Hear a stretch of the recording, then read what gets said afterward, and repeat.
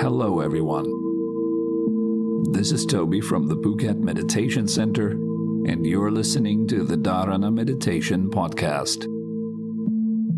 Let's sit together, calm the busy mind, and explore topics concerning character development, meditative training, and deeper self-knowledge.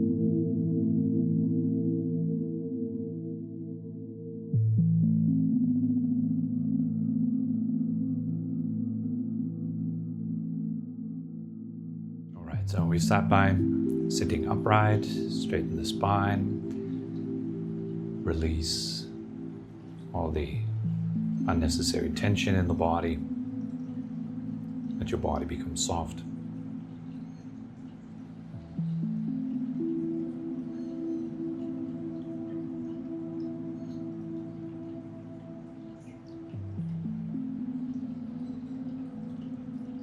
During the practice, remain still.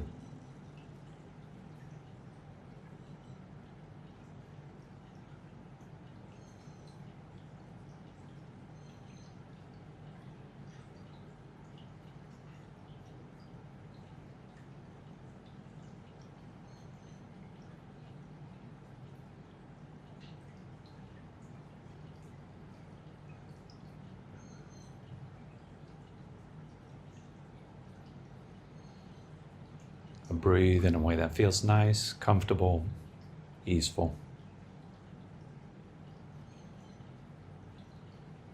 And allow your breath to gradually settle down.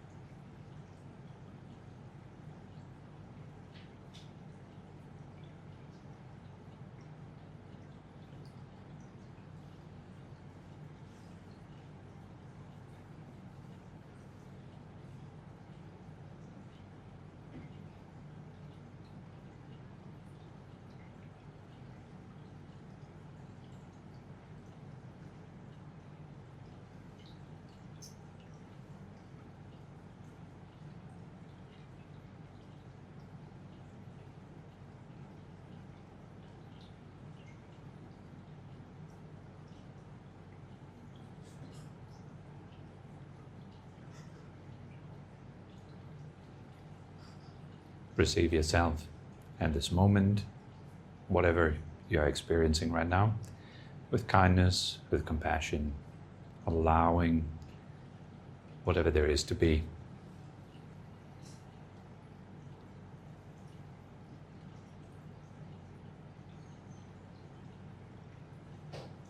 I'm not here to manipulate or control, to change.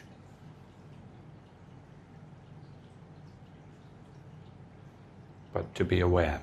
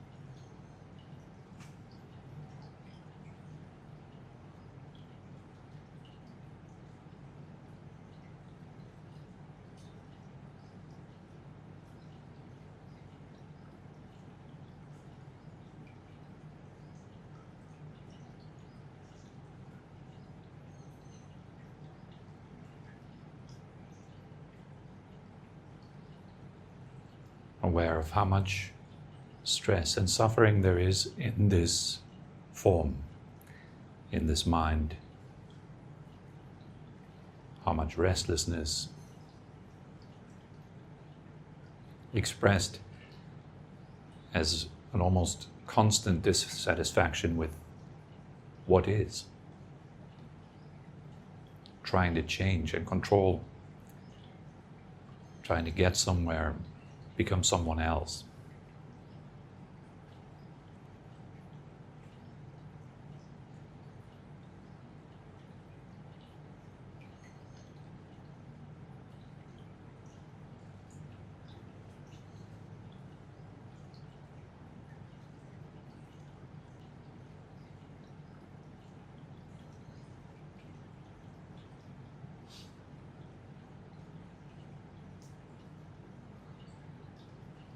At the same time, you may see very clearly a desire to be happy, to be at ease.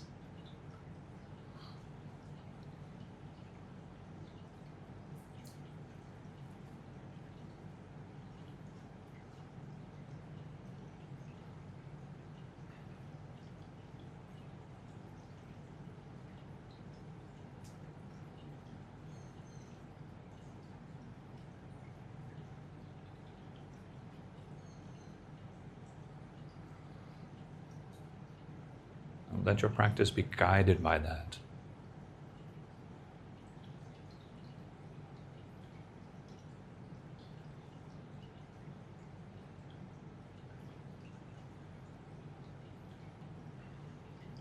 At first, in the body, breathing in, feeling your body, connecting with your body.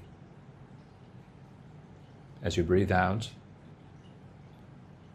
notice how your body relaxes, softens, all by itself. Simply just because you pay attention. And you breathe out.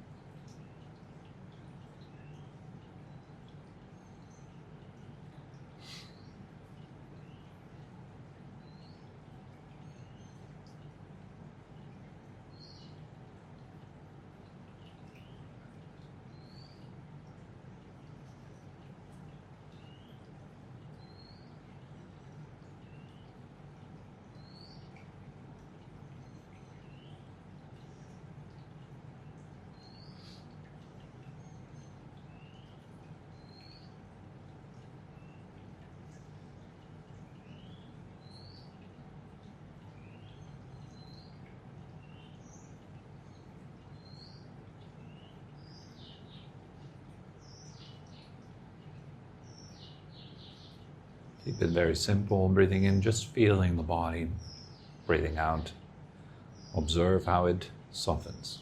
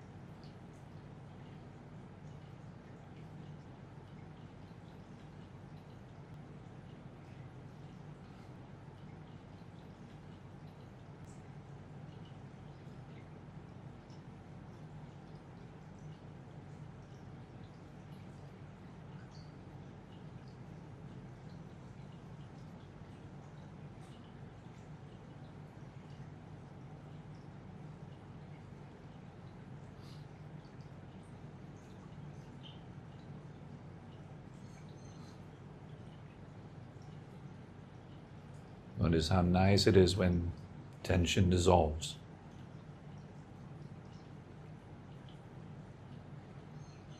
Let each out-breath feel as if all your problems are now coming to an end.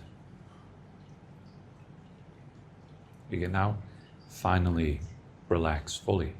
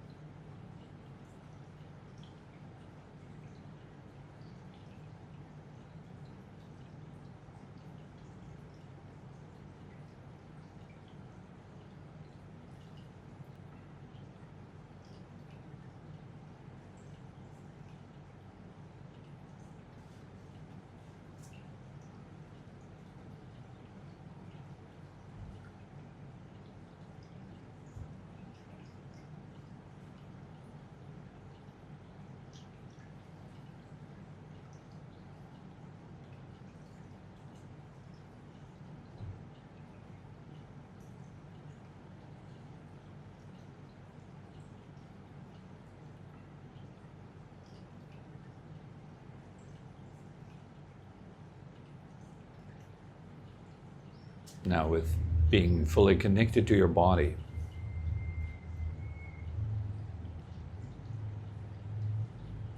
you're already present. It's a simple recognition that your involvement with past and future thoughts has ended.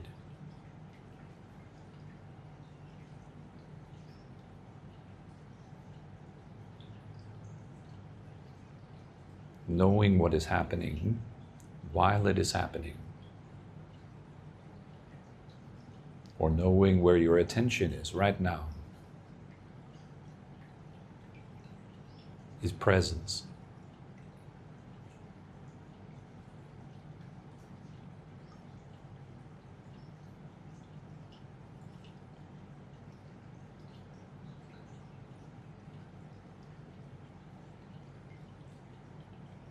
And in this practice, we have 3 directions in which your attention moves.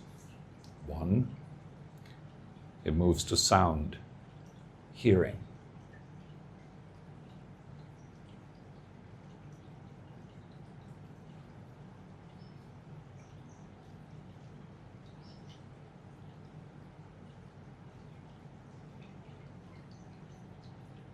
Not only to a single sound, but from sound to sound.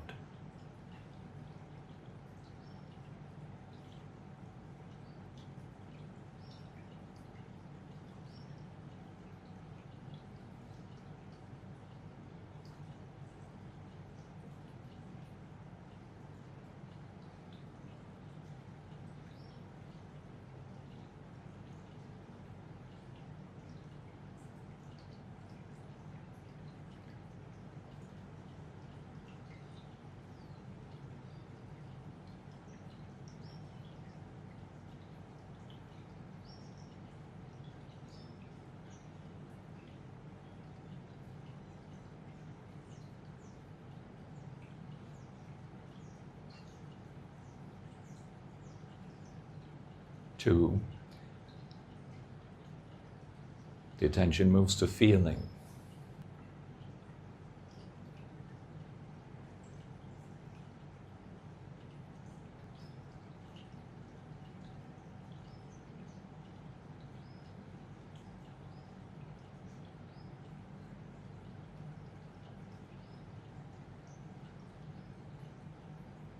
And also from feeling to feeling,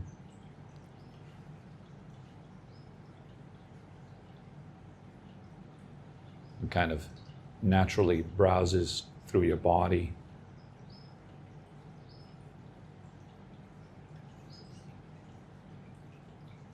detecting now this sensation, now that.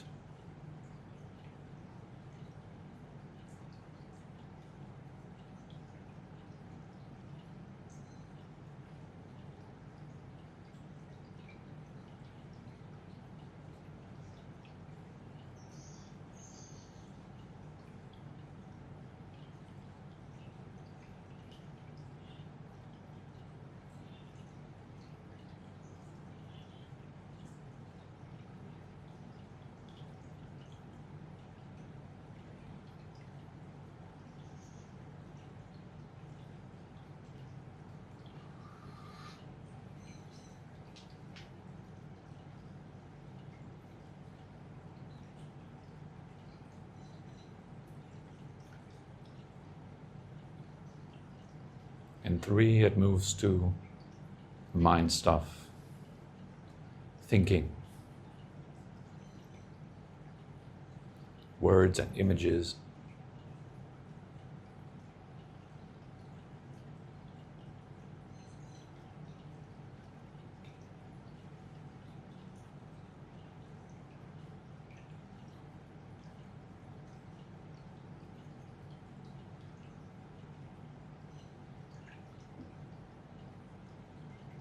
Now we cultivate presence by simply being aware of the movement of your attention,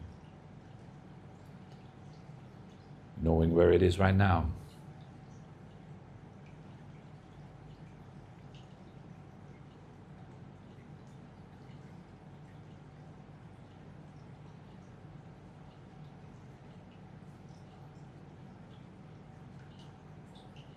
Very gently keeping track of this movement.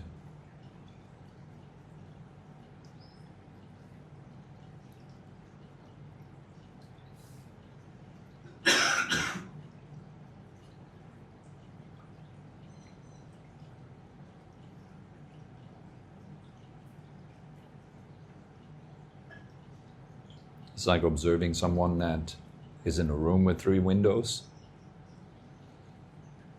That person frantically hops from window to window, looking out.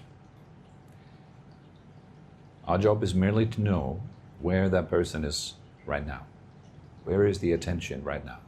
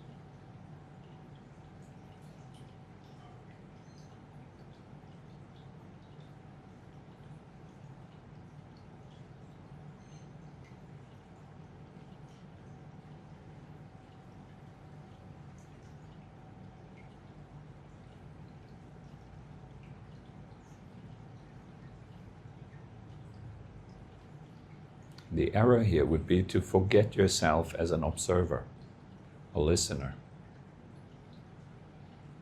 and to get involved,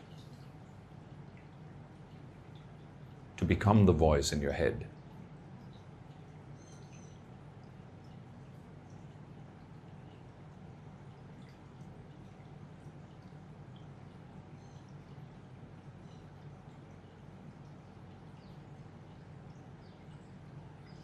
But the moment you remember presence, you become aware again, stepping back as an observer, you're already back. There's nothing further to be done.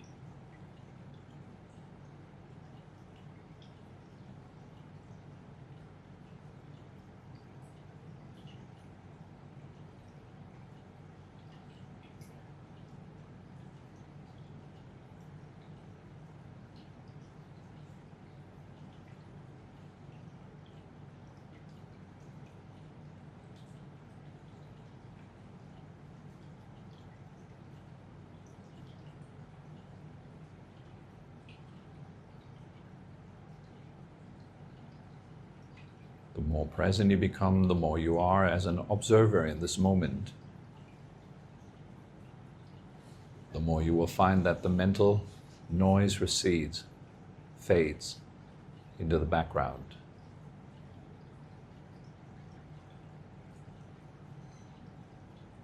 And little gaps will arise where you are completely silent, like a mirror, just reflecting exactly what's in front of you without commenting, without any narrative, simply just knowing.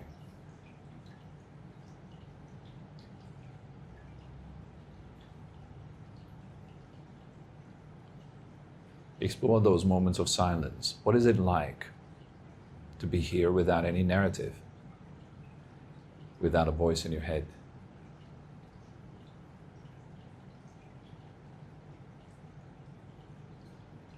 Just directly connected to life.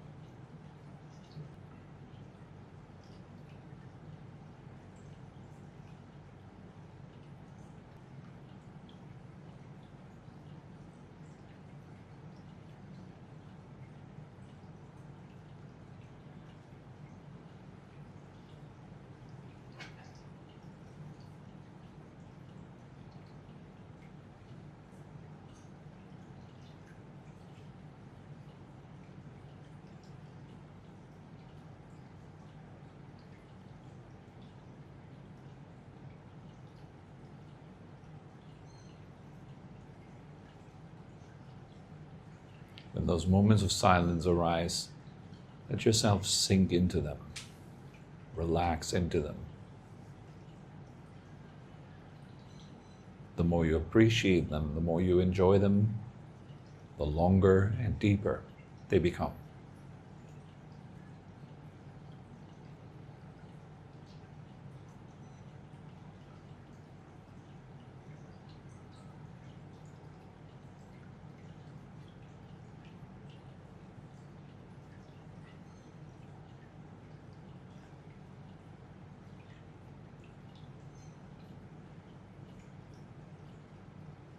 And as they become deeper, they start to reveal their secrets to you.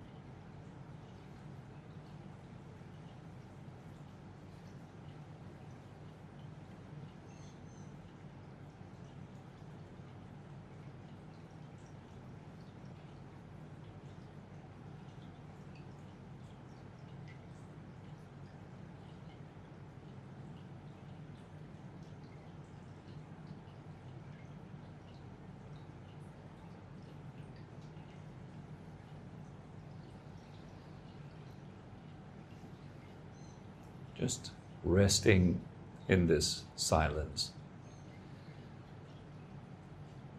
keeping a memory of it, or recalling it back into your memory over and over, then resting in it again. Make this your aim to maintain for the rest of the day. You can slowly come back and open your eyes, maintaining the state. Stretch a bit if you like.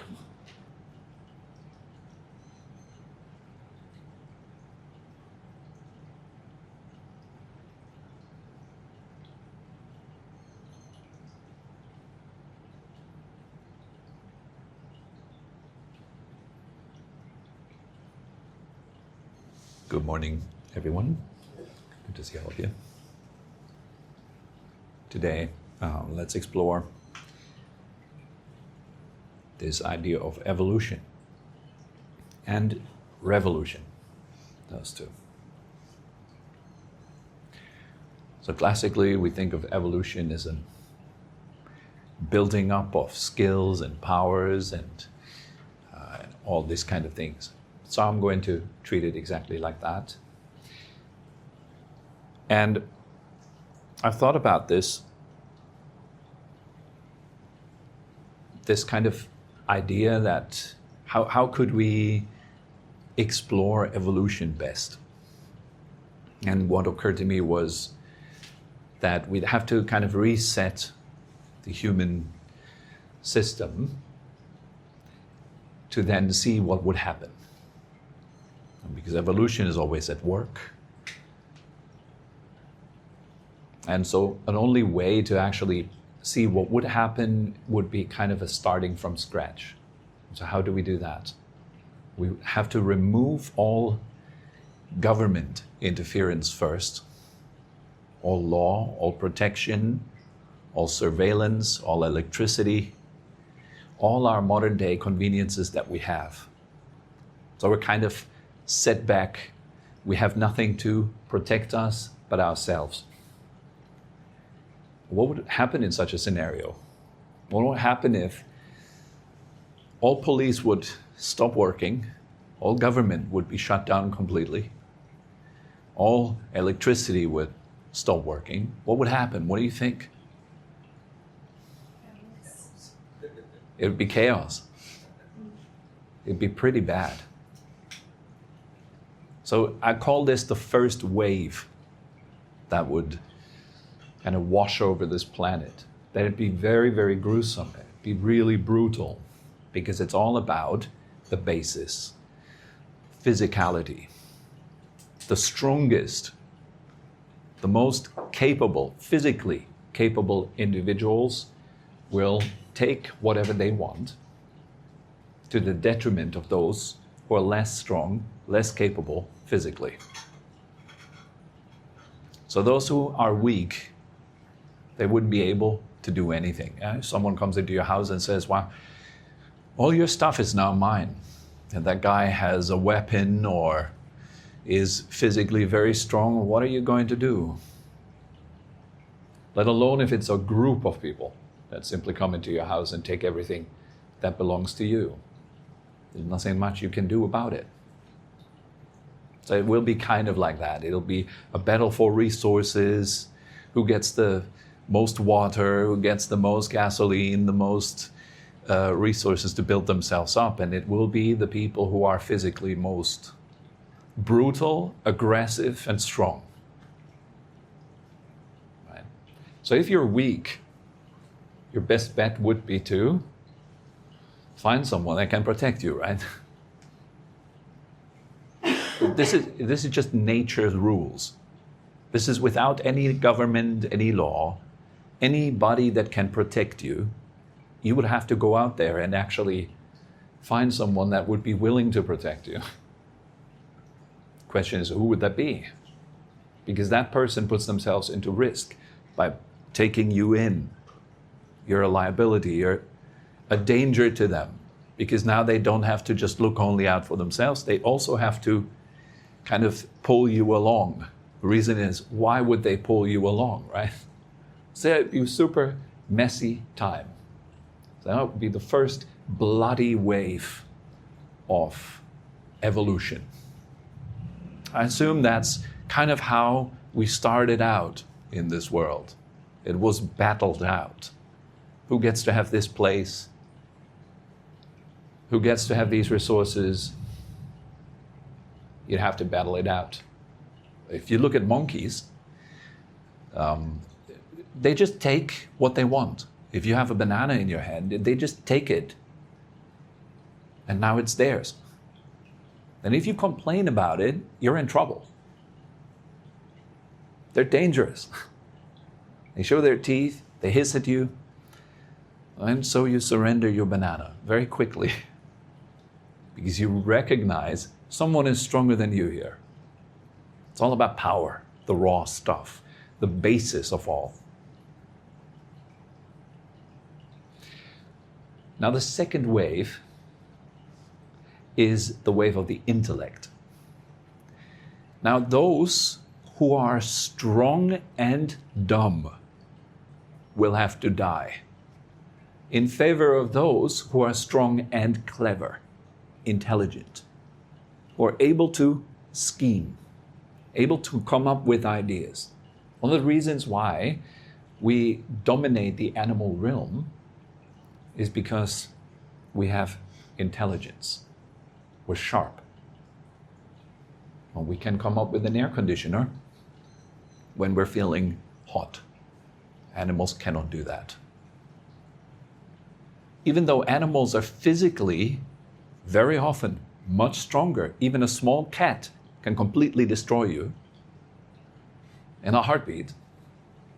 To everyone who owns cats, you can probably know how fierce they can become if they're afraid or feel threatened and go into attack mode.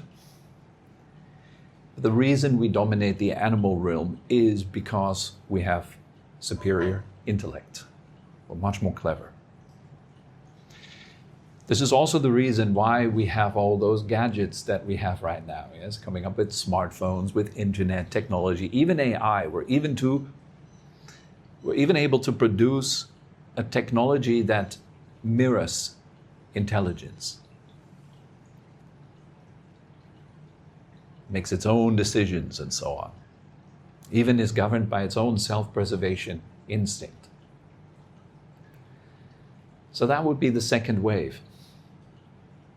Those people who are not clever enough, they will lose. The people who are clever, they will win. So now you have kind of the entire world population would be filtered out. First of all, those who are weak, then those who are intellectually not capable. They will be filtered out next.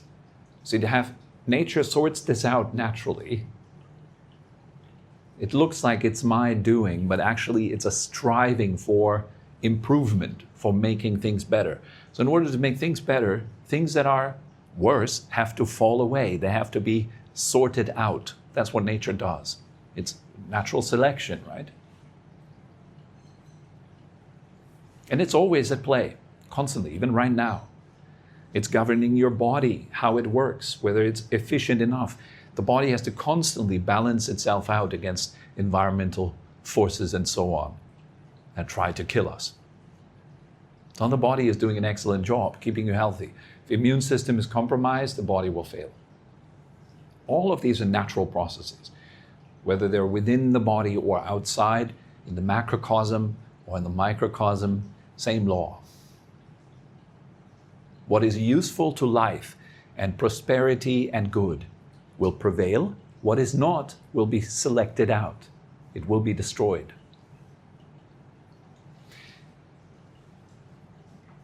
The third wave now, you have a bunch of intelligent, strong people. But if you're egoistic, if you stay on your own, you can't survive.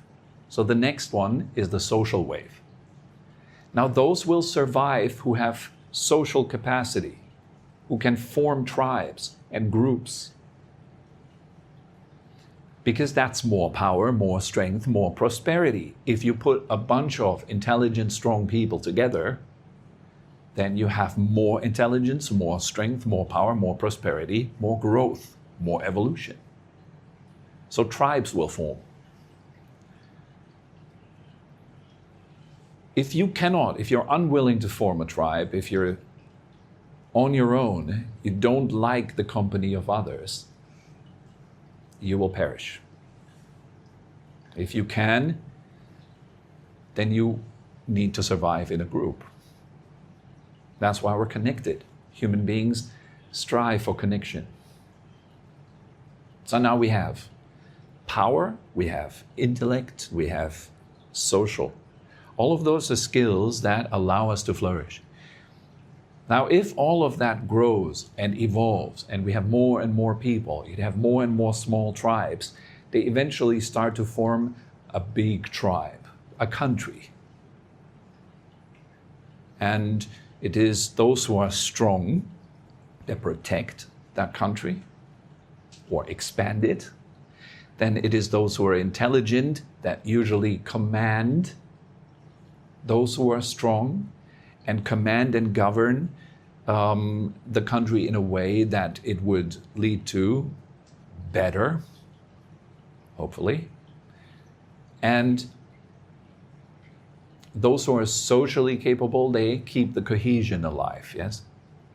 They make it so that we are all united, all working as one. You have one big organism consisting of many small parts. And if each one of those small parts is capable, powerful, strong, intelligent, you have a very, very strong society, very strong country.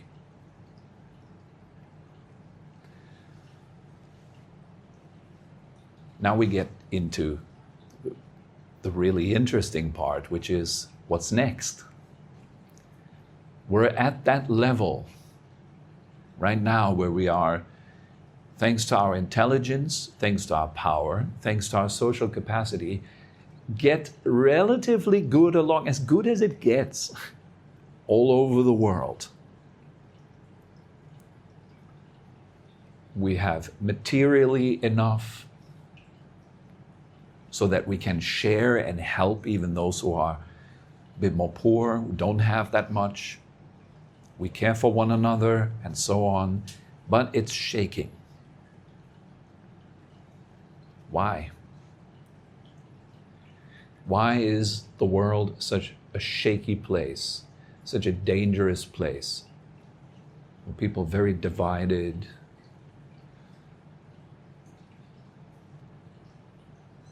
very suspicious of one another. Something is breaking apart. And why is that?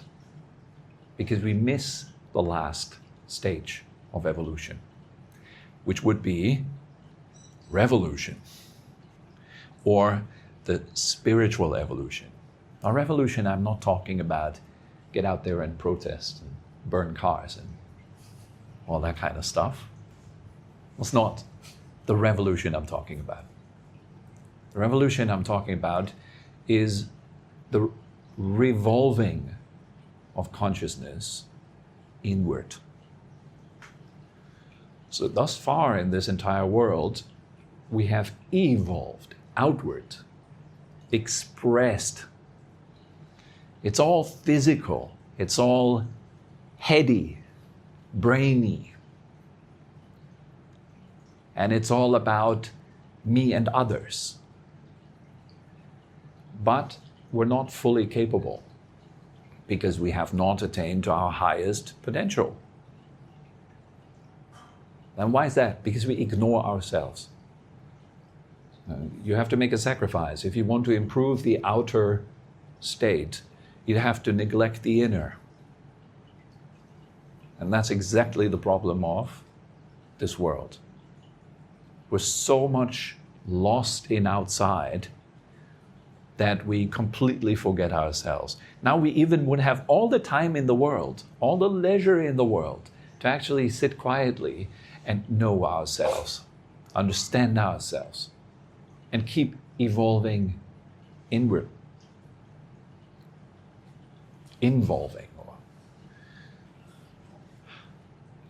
revolving our attention. And right now, where is the attention most of the time? It's out in the senses. It's out in sound. It is captivated by sight. It is engaged in thought, in planning, in scheming, in memory and so on, going into future and past constantly. Now, all of that I consider to be out. If I told you to look within or turn your attention around, look at yourself, then most people would be stuck at the level of thought. They would be thinking about themselves rather than actually looking at themselves. What would it actually even mean to look at yourself? What would you be looking at, and who would it be that's looking? Because you would say it's both me It's say, I am looking at myself. Does that make a lot of sense to you? I'm looking at myself. What are you looking at then? Exactly.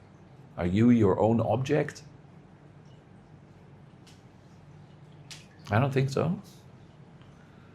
Sounds a bit like schizophrenic. Like there's two of me, one is looking and the other that's looked at. That division is reflected in the outside world constantly, and it will never end unless we properly understand ourselves. There's one of the philosophers that said this very nicely. It's all of humanity's problems stem from man's inability to sit quietly by himself in a room or something like that. That's the one thing we don't do. It's the one missing piece of evolution. If you want to go higher, further, if you want things to get better, there is no way around looking at yourself, because all the suffering in this world, where does it come from? Any particular groups in mind? Does it come from those people or these people? Does it come from politicians? Exactly. It comes from us. Where does it happen when it happens? Where is suffering experienced? You'd have to admit it's me, it's in me, right? As long as we're carrying around that suffering, we're not viable to nature's plan. We're not actually competent enough to be evolving higher. So we're selected out. We're in self-destroying mode because we just don't get the message. It's like we're banging our heads against the wall, and we believe that just by banging long enough that somehow the wall will give way. And then at the same time we complain that it hurts so much, and we blame the wall. It's insanity. And that obviously goes completely, nature is like a quiet observer. Nature is looking at this wall banging thing and goes, this stuff needs to be selected out. It's just not working. Got to get rid of this one. There's obviously a limit to the intellect. The intellect has created this amazing wall, which we're now banging our heads against. All thanks to the intellect, thanks to information. It is the intellect that is going to destroy us, is going to kill us. I'm not against the intellect. The intellect is a very powerful tool, but it has an upper limit. There's a limit, and if we do not cross that glass ceiling, if we don't go above it and beyond it, then we're stuck. Evolution is not happening. So they have to evolve out and beyond of the intellect, not further into it. It's not about more information. Like if you want to know something today, then what do? Usually Google, right? Or you ChatGPT it or something. You ask your question online, and then you get a blob of text that explains you what that is. And then you think you know what that is. That's the intellect. Because you transfer a sentence from here into your brain. That does not mean knowledge. It's not wisdom. It is not real understanding. It is repetition, memorization at best, and the ability to juggle what you have memorized in your brain. But what good does that do? It is not the cause of happiness. It is not the cause of the end of suffering. It is simply more stuff in our heads. And what do we do with that stuff? Well, we weaponize it for our power games. And we might use it for better social cohesion or division. Because we're still stuck in these lower levels of evolution. Power, intellect, and social stuff. And social stuff is all about power too. It's not just, you cannot just divorce them. It's that one is social and one is power. A lot of the social stuff is power games. Who is right? Who is wrong? Who should be abandoned? Who should be brought up? Power games. Because we have not really mastered our power, then all the social stuff and all the intellectual stuff is good. It's not stable because the first point of evolution hasn't been accomplished yet fully. And that's because spirit is missing. We're not moving up or in the true revolution. Our revolutions, the way we talk about revolution, is about others. It's about power. So how can it ever be efficient? Even with our great intellect, Homo sapiens. Sapiens actually meaning knowledge or wisdom. We're not all that wise at all, actually, because the intellect is at the service of power or social stuff. Or both. It doesn't get us any further than that.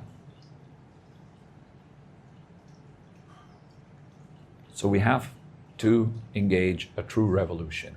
You have to turn around. Know thyself. Know what is knowing. Become aware of that which sees the world, that which is aware. If that is not happening, nothing will get better. We'll just suffer on different levels, suffering on the technological level right now. The real problem has not been solved. So the question is, do we deserve to advance, or do we deserve to be selected out? That's what we need to decide, I guess.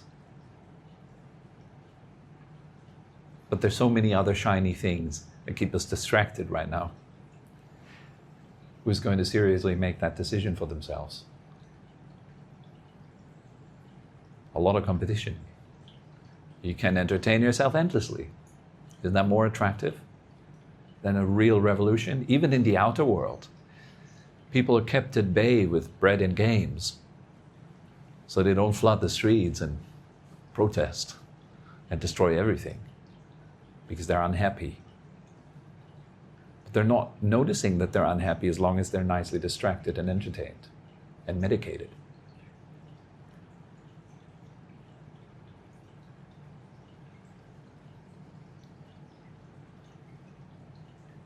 So the revolution begins with me. It begins with you.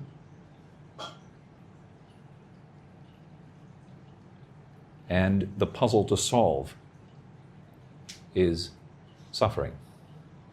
You can solve that, you're done, you're finished. And your contribution is ultimately beneficial. As long as we have not solved the problem of suffering, then we're just spinning around in circles. All right, that's all that comes to mind for today. All right then. Bye-bye, guys. Thank you. We hope you enjoyed this episode and had a meaningful time.